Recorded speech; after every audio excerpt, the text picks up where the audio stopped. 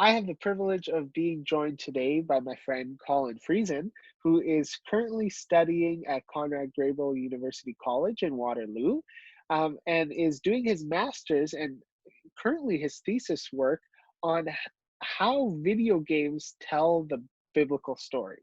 You nailed it. That, yeah, okay. You can explain a lot more and better than I can. Um, but Colin, together with his wife Faith and their daughter Ronan, are living together at the University College and are part of Sean's Mennonite Church. So, Colin, thank you so much for taking the time to chat with us about the revelation of God and how we experience God and God's revelation in our lives. Thank you very much for having me, Moses. I really appreciate it. I feel like this kind of union was a long time coming, so I'm glad it's finally working out over the internet. So, yeah, happy to be here. Happy to talk Yeah, with you thanks. Yeah, yeah, exactly. The next time we'll invite you to preach in person, but in person. Got it. in Sounds person. good. I should probably also add that Colin and Faith and myself and Jessica were together at Bible school in Germany at Bodensee. So that's where we 12 first got to years ago. 12 years ago. We're getting old.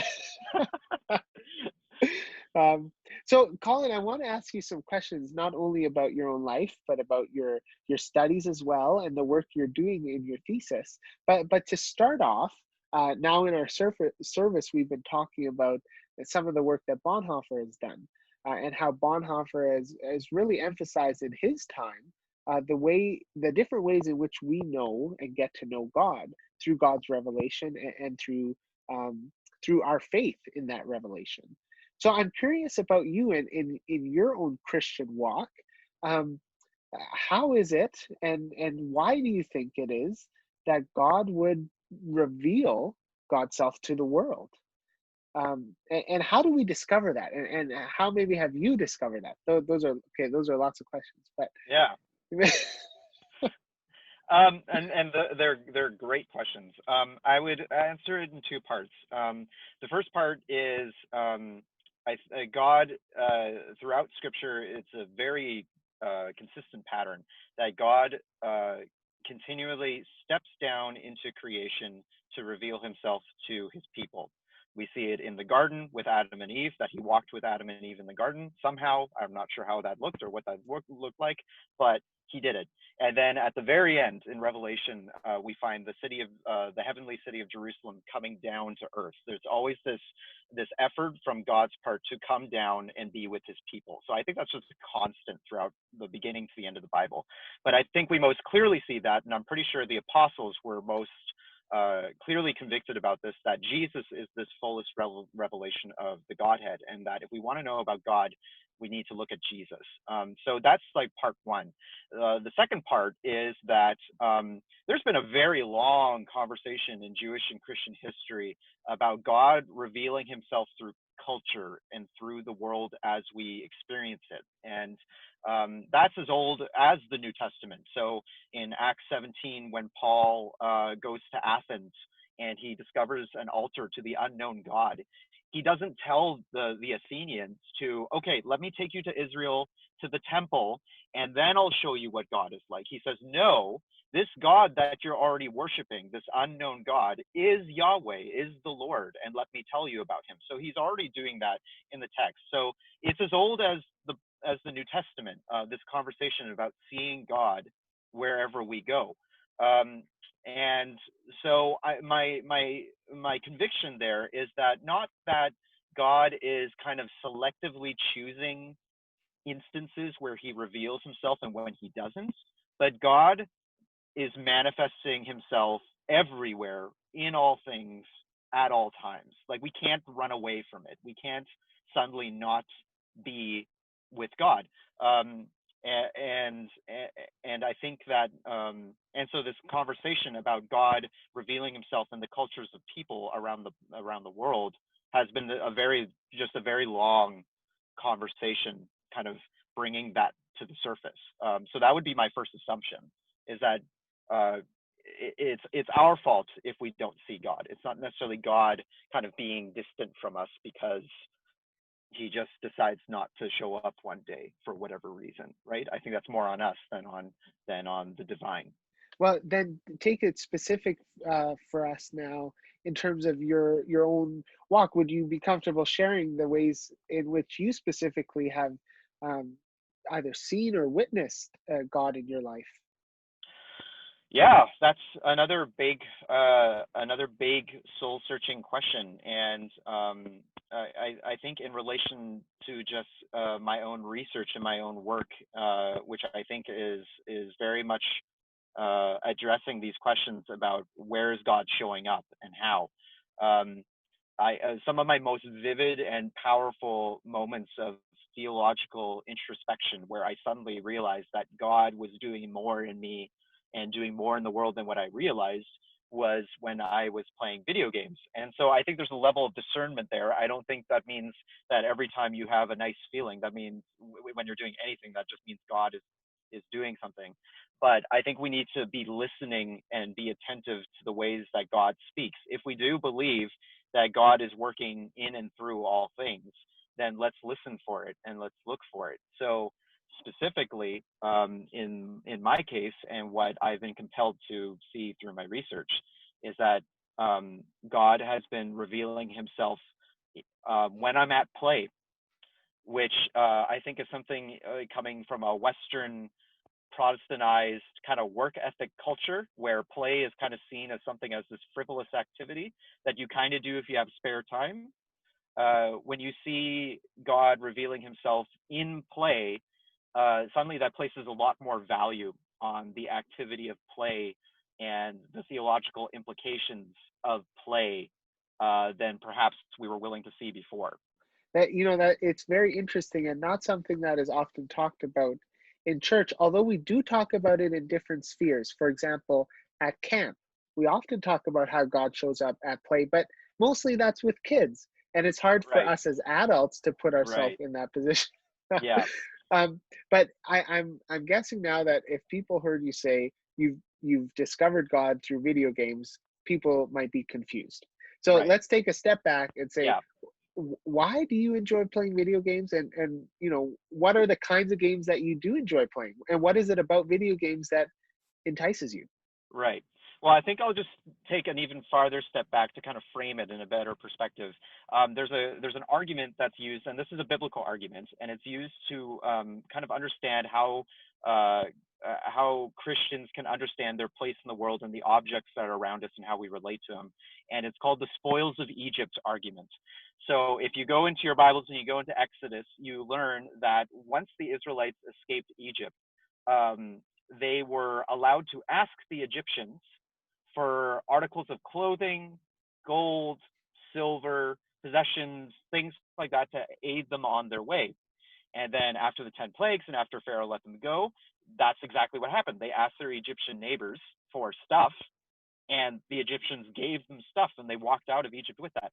So then when we read later in the text, we start to ask ourselves, well, then what was the golden calf made out of but Hmm. the stuff that they took out of Egypt? And then you have to ask yourself, when God told them to make the tabernacle with the Ark of the Covenant and all of the lampstands and all the different artifacts that they used, what were those made out of? Hmm. It was the stuff they brought out of Egypt. So this argument is saying that the sources and the objects that we use can either be directed towards things of idolatry and sin, or they can Hmm. be used directly for worship and the edification of the community. And the stuff itself isn't the problem, it's how it's used. So that's kind of my background and my underpinning to this whole thing, is that whether video games are a problem or not, whether you have a problem with the medium or not, if you go with the spoils of Egypt argument, you can look at it and say, well, it's not so much the medium that's the problem, it's how the medium is used. And so for me, it's been listening attentively to myself and playing games prayerfully that has allowed me to see, okay, what are the aspects here that are leading me to worship? What are the aspects of play and the integration and participation in a digital game that has brought me into a more fuller worship experience, further pursuit of the truth, further pursuit of relationship with God? And so that's led me to really um, interact with games that ask big questions of me. And for a lot of people, they might not anticipate that games offer more than, you know, mere entertainment or kind of like mindless violence sort of thing. But as games are developing and as more and more people are making them, we're starting to see how sophisticated the medium has become and what kinds of questions video games ask and what it means to actually play a piece of content as opposed to observing it from a distance. So there's a big difference, for instance, between watching a movie on your couch and, for instance, playing a video game where you're in control of the protagonist Hmm. and your decisions matter, right? It's not watching somebody else's decisions play out. It's making those decisions yourself.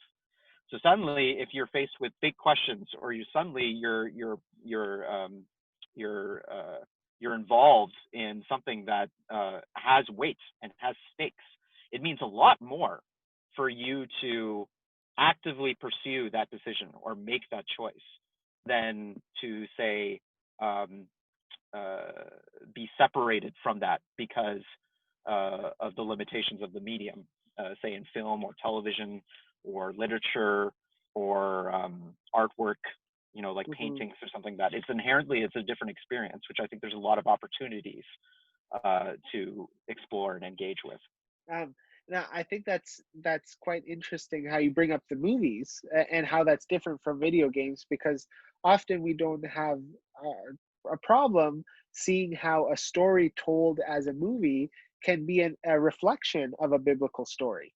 Hmm. Say, for example, one that's popular is The Lord of the Rings, Yes, which is a story that you enjoy. But you're saying yes. that there's a difference between watching that movie and seeing the parallels to the Christian story, but being in the story yourself and making the big decisions as part of the story.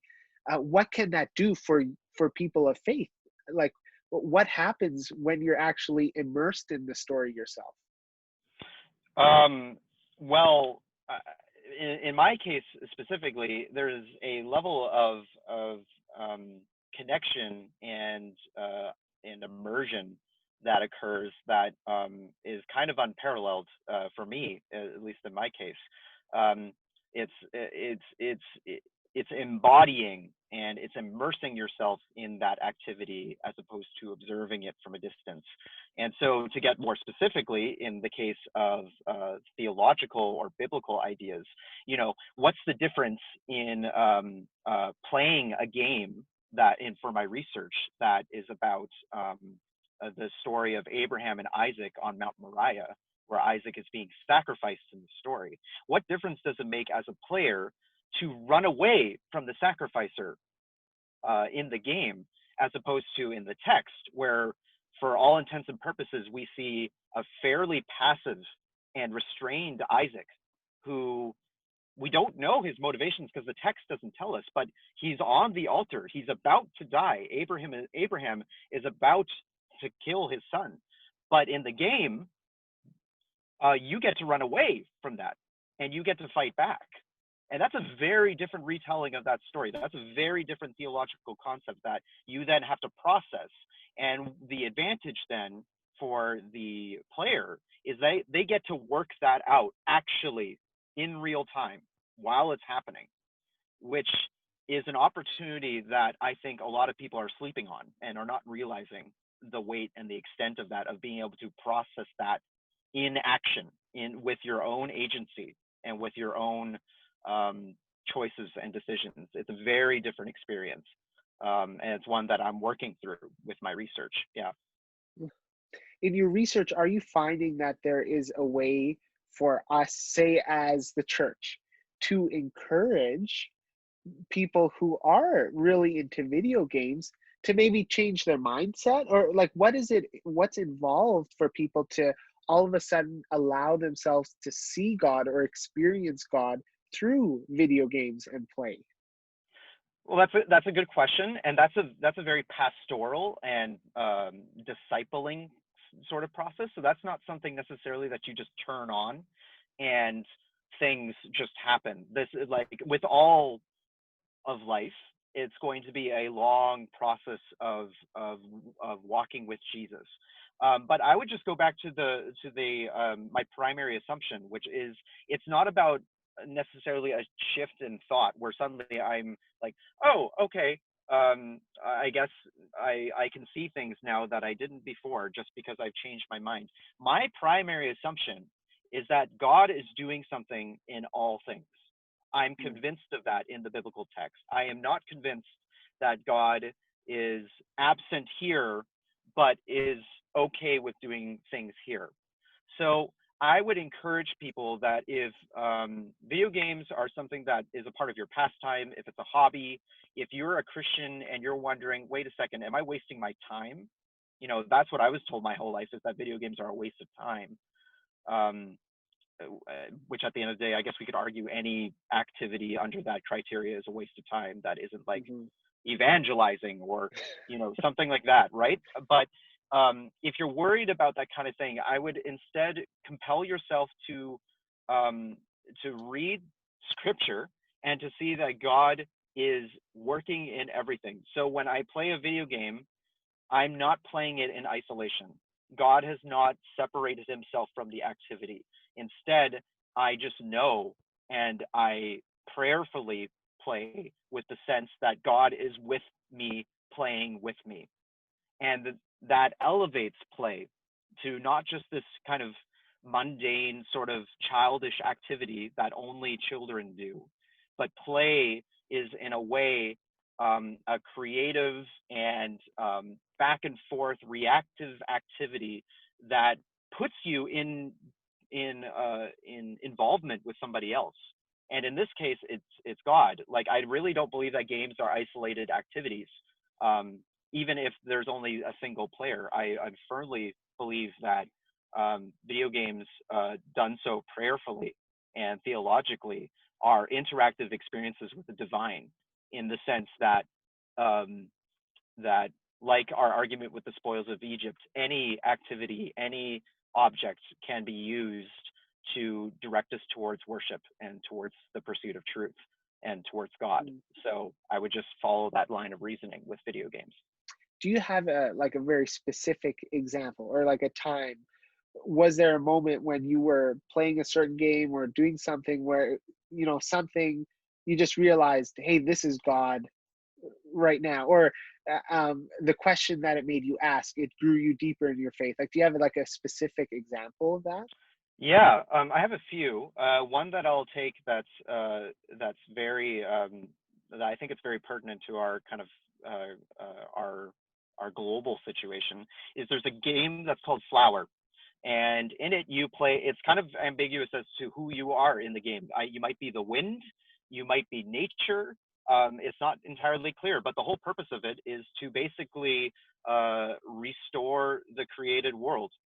And so what you do is as you play through the game, more and more flowers and nature just springs up as you play and as you're interacting with the world. And it's this very idyllic sort of experience. It's almost like this Edenic, like Garden of Eden sort of experience where nature is just, you know, constantly growing and thriving. Um, and then you come on a level where there's all these electrical towers and human constructed buildings that are laying waste to the environment. And so in that level, you're like trying to navigate these destructive objects and still trying to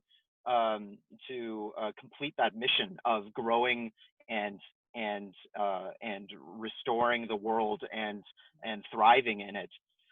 But you just continually see more and more destruction.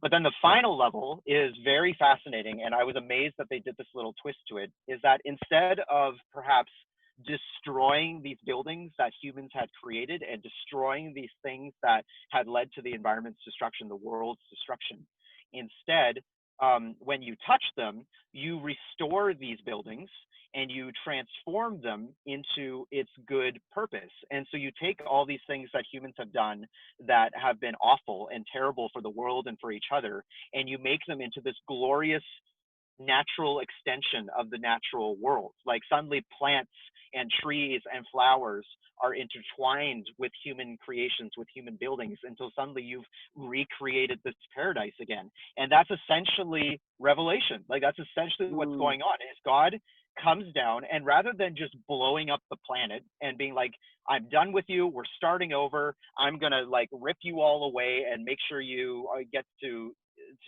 not have to deal with this terrible place anymore. Instead, God comes down and recreates the heavens and the earth and makes it all new again and joins the city, the Jerusalem city, with the created world. And so suddenly as I'm playing this game, I'm having almost this apocalyptic experience where mm, I'm like, wow, these people have programmed a worldview that's completely in line with the Christian trajectory of what we see happening.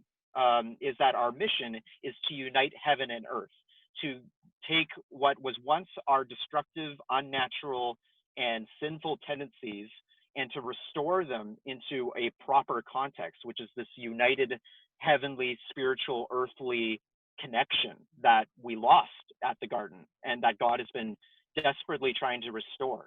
And I think our greatest example of that is in the incarnation, where literally the heavens and the earth, the divine and the human become one. That's mm. literally Jesus. And that they're exploring that in a very unique way in a video game that I'm actually doing, right? Like I'm doing it. I am doing the restorative thing. And that's a very powerful pedagogical tool. That's a very powerful discipleship tool. It was very clear to me as I was playing it that was what was happening. Now, whether they were drawing from Christian theological sources to me is irrelevant. What instead is what I'm convinced of is that the truth is being revealed, whether I like it or not. You know, whether people realize it or not, God cannot be contained, and I don't think that's limited to the gaming medium either, right? That happens everywhere. So that's just like one example of that occurring. When you play video games Yeah, and you have that uh, understanding of the biblical story, I mean, you're working on your master's at Conrad Grebel. You right. have a pretty solid foundation Hmm. um, to build off of. Um, how does it work for someone who might not have that, who might not be able to play the game you're talking about and frame it in, in such a way as you just did? Can Right. God still be revealed to them through playing, or does playing games have to go hand in hand with our discipleship, following Jesus, reading of Scripture, in order for God to be revealed through it? That's a great question. I would first just say that I think we should always treat discipleship in a holistic way. In any way that you can integrate aspects of your life into your discipleship, I think you should. So that can be a very intense experience, but I think pastorally we need to reflect the needs of the person that is being discipled. So I'm not demanding that people get their master's degree. I'm not demanding that people make it their career vocation to study the Bible or study theology. Um, and part of my argument there is just church history. Like we have to accept that for most of the church's history, most Christians were illiterate and couldn't read the Bible, and so their practice of faith was limited to attending their services and participating in the sacraments. Um, but the church always claimed that was enough, you know.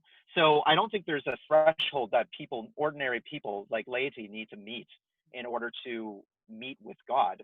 The opposite is happening. God, despite us, is coming down to meet with us. Again, I think it's being attentive to the biblical story and seeing that God is working hard to burst through the hardness of our hearts to come reveal himself where we are. And so for me, in my case, that was coming out when I was playing this video game. It was very clear and evident that I was seeing these parallels, and God was teaching me this redemptive story through that game. You might play another game with a different experience and come to a different conclusion, and one that might just be just as valuable as something that I had just said, but is very different. And it might just still be as close to the truth as what I'm convicted that I experienced. So absolutely not. I don't think it's dependent on an extensive background Mhm. in theological training or biblical literacy, because I have to admit that most Christians in history don't have that extensive biblical training and literacy. And arguably, those are the people that Christ is reaching out to Mm. um, most aggressively, if we can use that language. Um, Christ wasn't necessarily, arguing all day with the rabbinical scholars and with the elites of his time. He was going out to agrarian communities and teaching people of all walks of life. So he can do that too. And he can do that too with us. And the lessons he might teach you and the way he might reveal himself to you will look different than what it is to me. And that's wonderful. That's beautiful. And that means that I, despite my education, can learn something from anyone, Mm. right? Like I can't think of myself as being better than somebody else or that my knowledge gives me an advantage because I'm convinced that God is the one who reveals himself and not the other way around. So I'm now more tuned to, like, this conviction has just made me want to listen to people more and to Mm. listen to their stories, which I think is healthy and is a part of my own spiritual formation. A lot of the popular video games that kids are playing these days um, have a lot of violence that I think that people, parents might be concerned about. Like, how do we deal with that when the content of video games we might be playing might be incompatible with our faith system? Hmm hmm That's probably one of the biggest questions in video games right now. And there's a lot of different takes you can have with it. So you can go like the psychological bent, where do video games make people violent, or do violent video games make people violent, or is the content and the fact that you're interacting with the content, with violent content, somehow more ethically dubious than perhaps we're giving credit to? Um, so referring back to kind of my earlier statement, video games are a newer medium. So there's just a lot of things we don't know as of right now in terms of studies and whatever. And there's a lot of work that's being published and trying to answer these questions about violence in video games. Also, I kind of like to think that video games are kind of in the teenage stage of life right now, where they're trying to figure out what they want to be Mm. and what they're going to grow up to become. And so I'm not surprised that we're seeing a lot of experimentation and a lot of different ways of telling stories, sometimes very, very violently.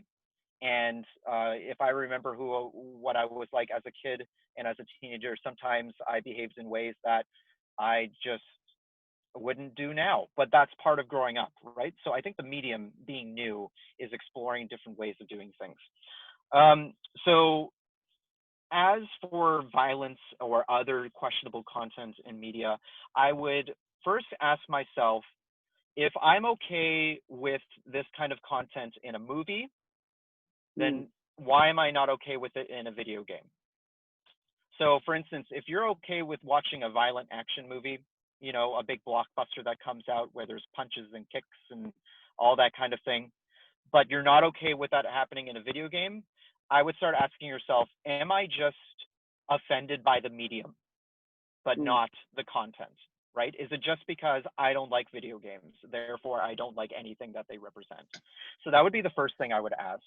The second thing I would start thinking about is if we are upset about content, then the Bible should be one of the most offensive texts that exists. There are horrifying stories in the Bible. There are horrifying situations in the Bible. There are horrifying ethical quandaries in the Bible that you can just scroll through very, very quickly and see the numerous ways that humans um, hurt each other, do terrible things to each other. But part of the human experience is recognizing that we do terrible things to each other. And so when we tell stories, I don't think it's necessarily helpful for us to hide that part of the story of the human story. I think that's part of it. And so I think a way of then doing justice is telling that story in an impactful and compelling and appropriate way. So, there are some stories in the Bible that we generally don't tell in children's services because we know that's not appropriate. And then there are some stories that we tell in other settings. And I think that's a discerning moment that we need to hear. One more thing I would say is that there was a scholar by the name of George Gerbner who wrote about violence in television, and he it's a different medium, but I think his argument is kind of effective in that he kind of asked, if when we see violence on a television screen, we're not actually seeing something that's violent. We are watching a message of something that is violent. Mm. So we're watching somebody's perspective on something that is violent because it's a simulated thing. So his argument and his question is more, what does this portrayal of violence or the content that it's talking about, what is it saying about violence?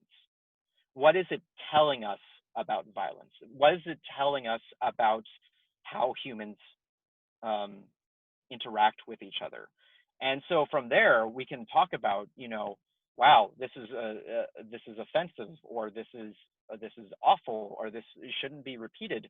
Or in another way, we think of the violence of the cross and we glorify that. Like, that's where Christ is glorified, is in the brutal death and execution of our God.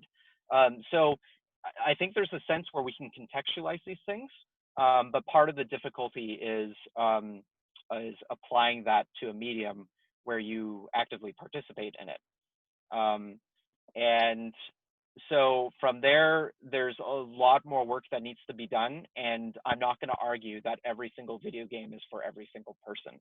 Mm-hmm. So there are certainly lines and limitations that need to be drawn, and places where there are just certain pieces of content that are inappropriate or unhealthy. But that becomes a discernment issue. I don't know if we can just categorically deny certain things because they're not tasteful or because we don't agree with it. Because if that were the case, then we'd have to rip out huge portions of the Bible and just not interact with them. But that's not our belief, or at least that's not my belief. My belief is that the Bible is sacred. So it has worth, even the stories that we don't like. Yeah, a lot of discernment, which is sometimes we want black and white answers. Tell us which video game to play and which one not. Well, and as an example, the game that I talked about, Flower, this game about where you're participating in the restoration of creation, is completely non-violent. It's a game that I could recommend to anyone of any background or theological persuasion. It is, in my perspective, completely inoffensive. It has no violent or suggestive content. And what we're seeing is that developers, in the newness of this medium, are starting to explore new ways to tell stories in non-violent scenarios. So we're seeing more games pop up where they're trying to tell stories without a gun or without a sword, right? And that's new, and it's starting to happen, but it's getting bigger, and more people are finding new creative ways to tell stories in video games that are nonviolent. So that's encouraging, and that's going to keep happening as we continue to play them.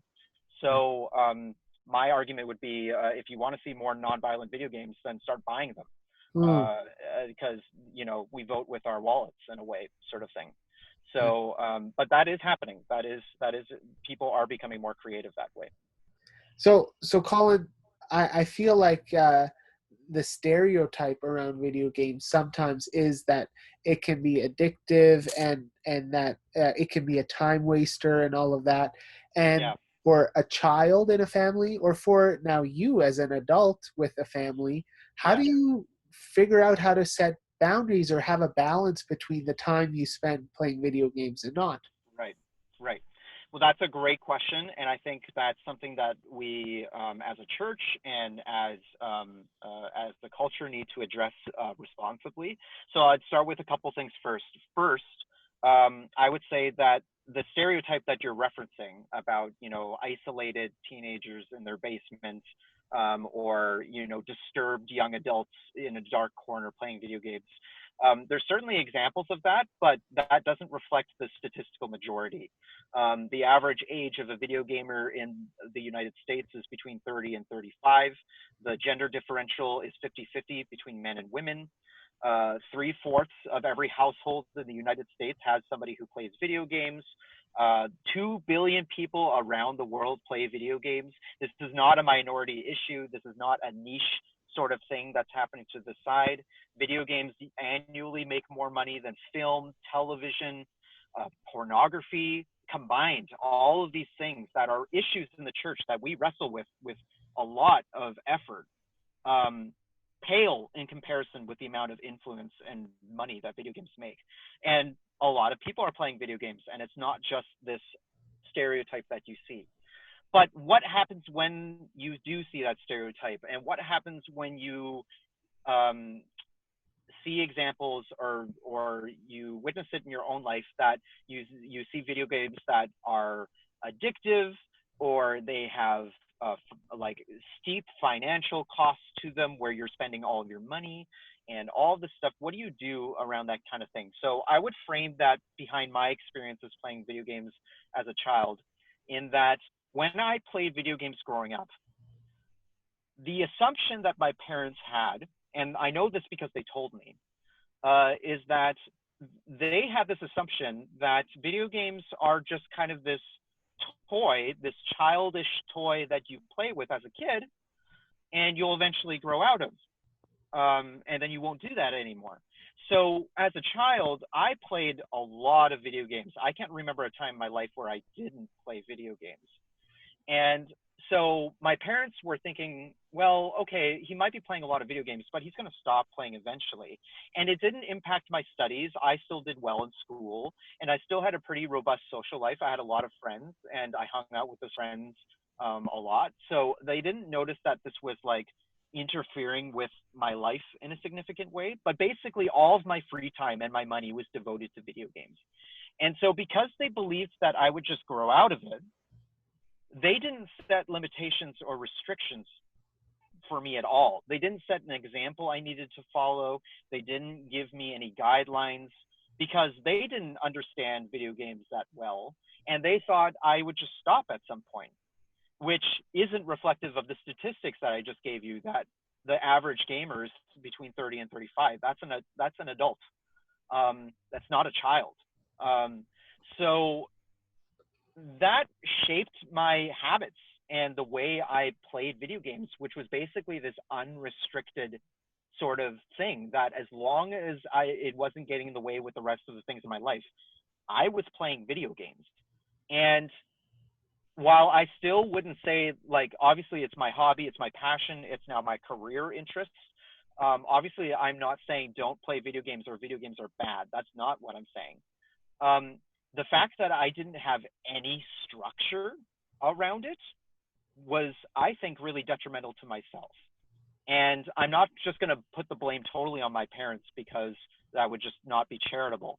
But I would speak to any parents in your audience or in your church who are watching this, that if your child plays video games, or if somebody is playing video games in your household, I would argue, as a parent myself, that it is your parental obligation to kind of start educating yourself about this medium. It has too big of an impact. It is too big in our world. And there are too many people playing video games for us not to take this seriously. Even though I'm not advocating against it, I think we still need to take it very seriously.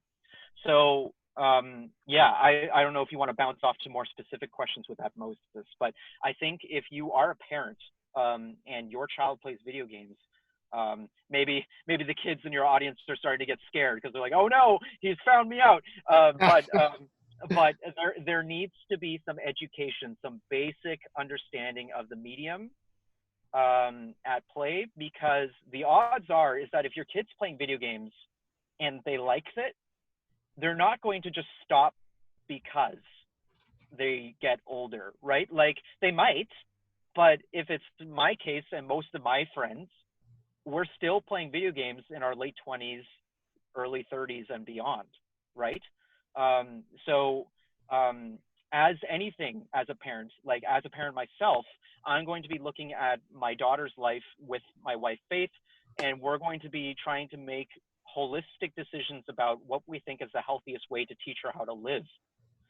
And so if video games become a part of that, then we're going to try and figure out a healthy way of doing that and a holistic way of doing that and a spiritually formed discipling way of doing that, because I believe firmly that video games are not somehow separate from the experience of God.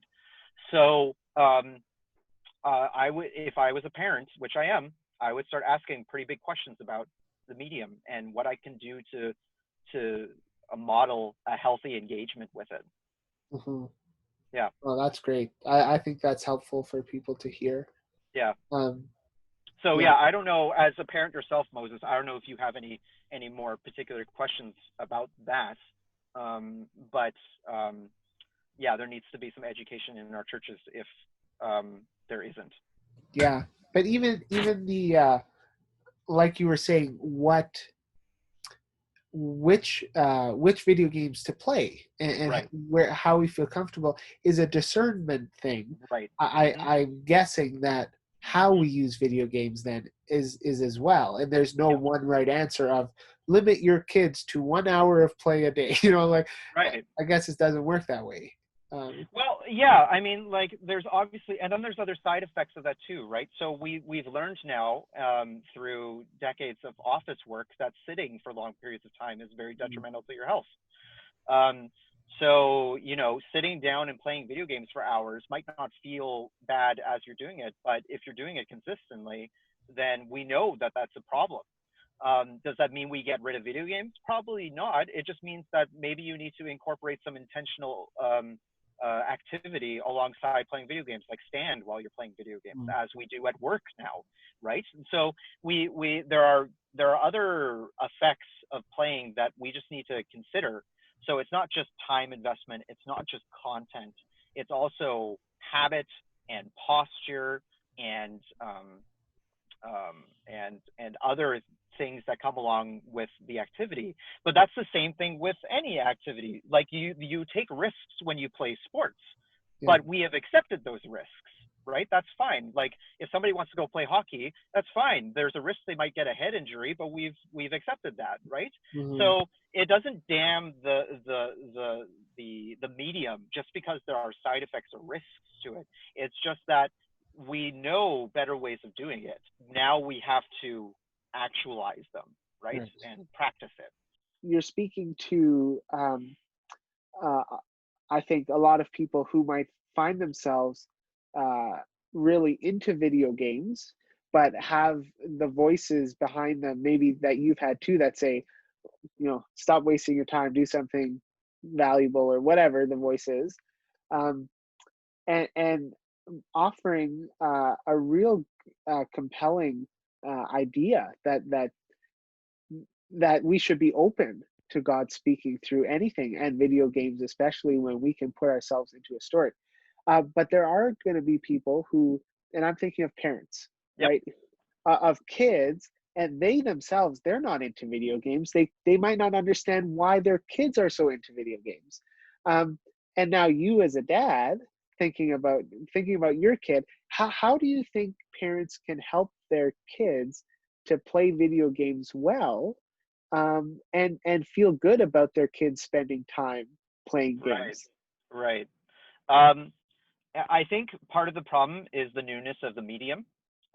This happens every time a new thing is introduced. We immediately are fearful and skeptical of it. When film was first released to the masses, it was seen as this very new, weird, sketchy, potentially dangerous activity.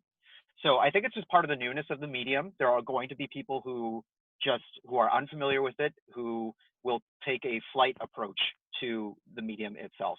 And so that's natural, and that's something I'm not going to tell you to not do.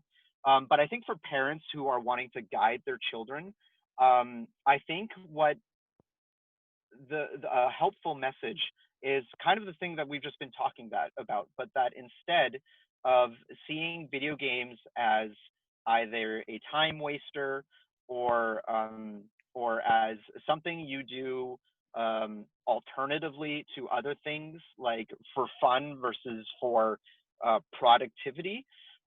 Try asking the questions, like play with video games as if Jesus is playing with you, and ask questions. Or instead of playing video games and thinking that video games are solely mindless entertainment, which sometimes they are, and sometimes that's valuable.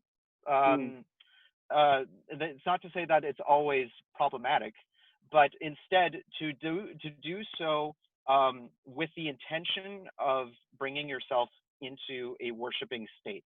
So, and that can be very challenging, and that means that not all games are going to fit that bill.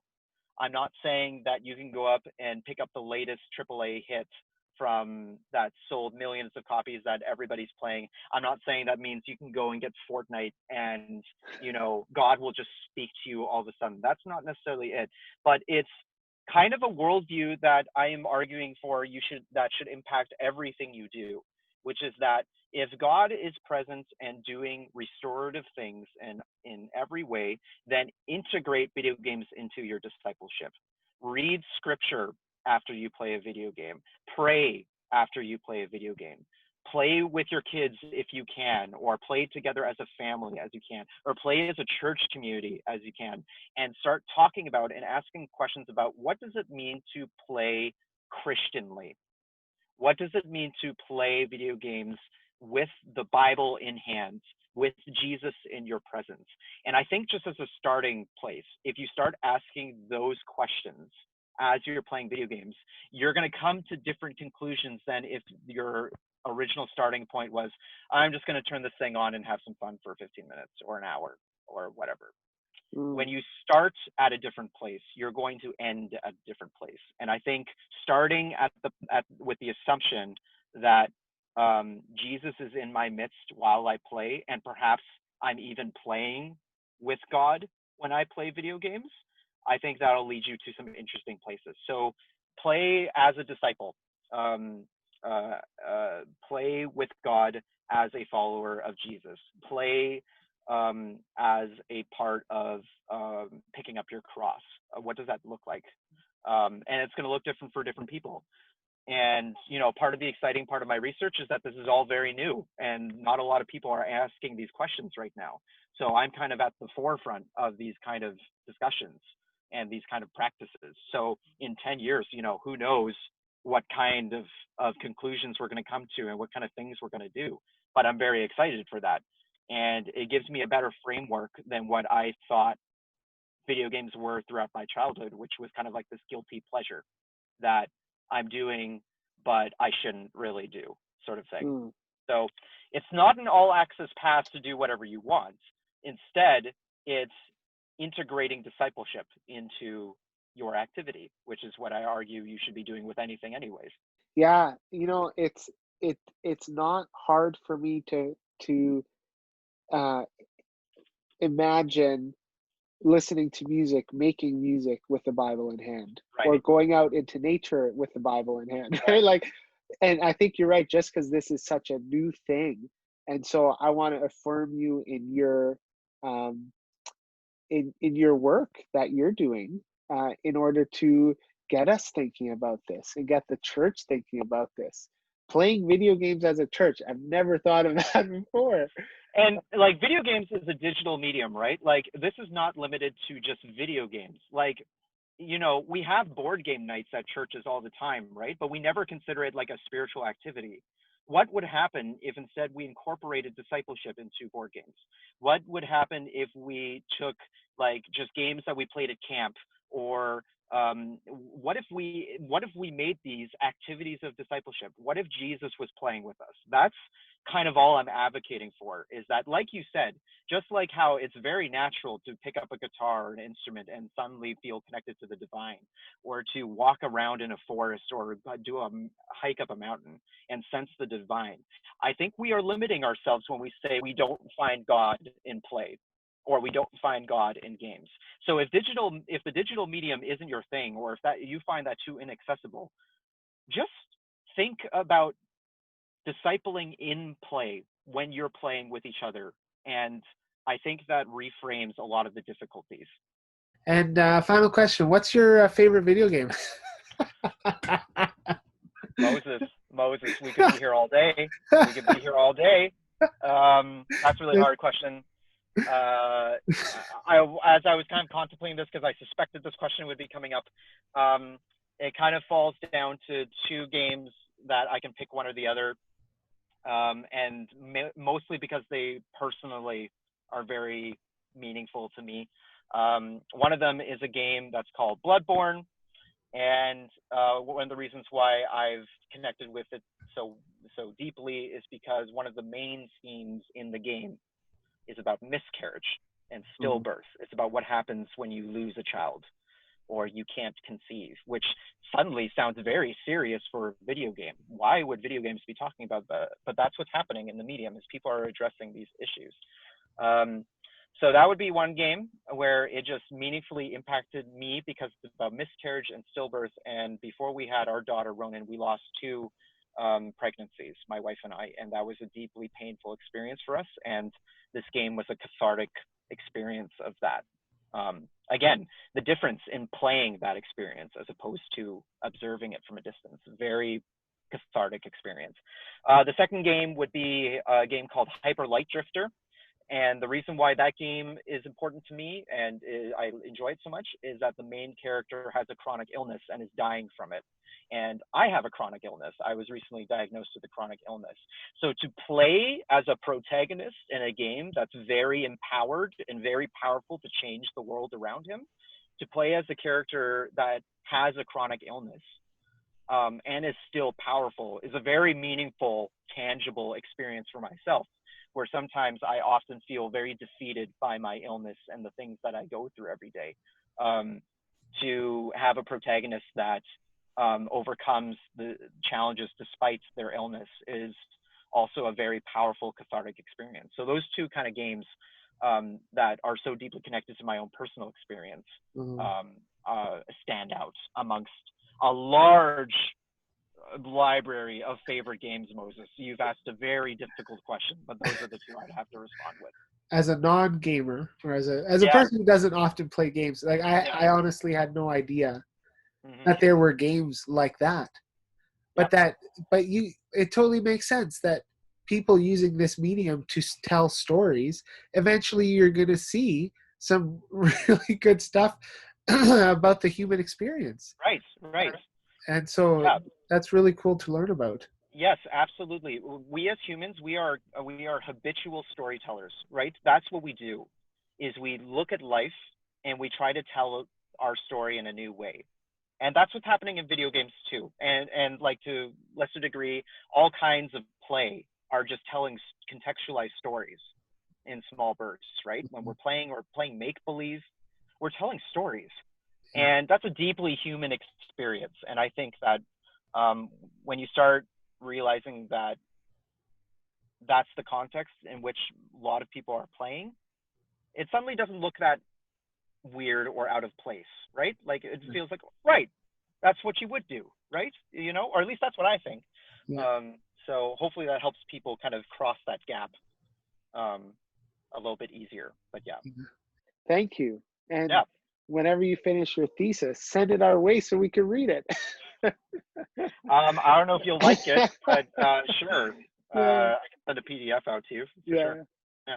No, thanks so much, Colin, for your time and for giving us some insight into this.